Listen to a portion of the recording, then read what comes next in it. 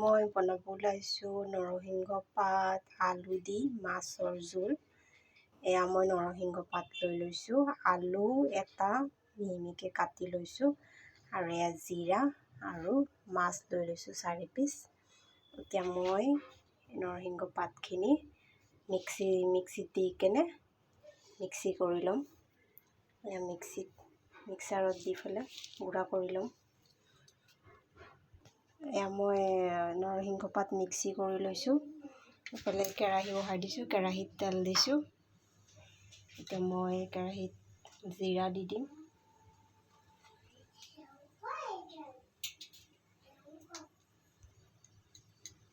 তেলটো গৰম হৈছে, এয়া মই জিৰা দি দিম।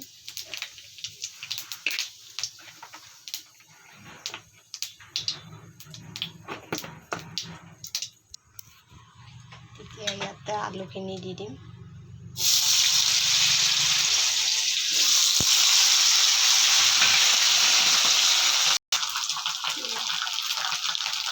মই নিমখ দি দিছোঁ,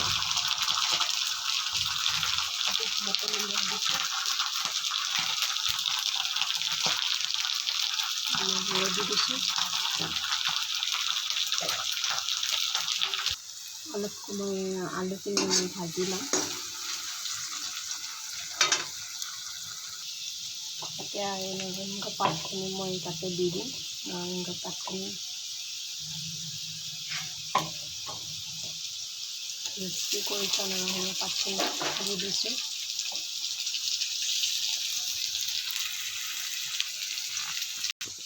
নৰসিংহ পাতখিনি দি দিছোঁ।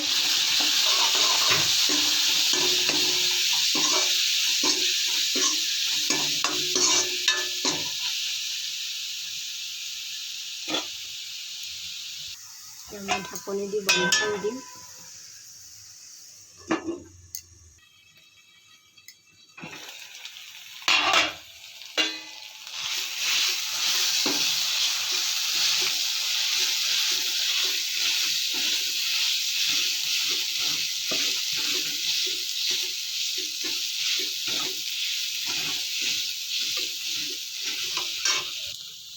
মই আলুবোৰ ভাঙি দিছোঁ।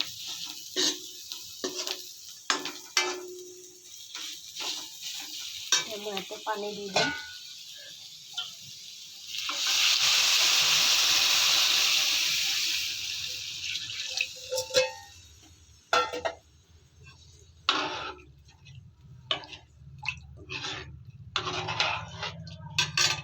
মই ইমান সময় কম জুইত বনাইছিলোঁ, এতিয়া মই জুইটো পূৰা বঢ়াই দিছোঁ।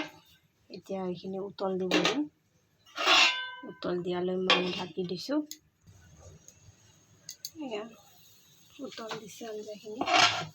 এতিয়া মই ইয়াতে মাছ দি দিম, ভাজি থোৱা মাছ। ভাজি থোৱা মাছ 4 পিচ দি দিম মই।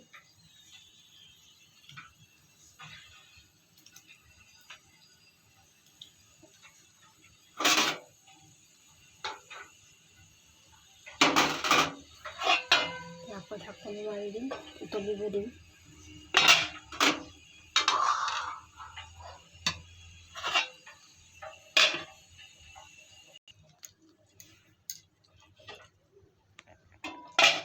এয়া মোৰ ৰেচিপি হৈ গ'ল।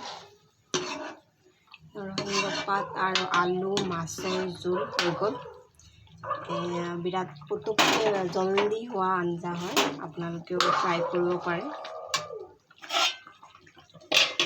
এতিয়া মই গেছ বন্ধ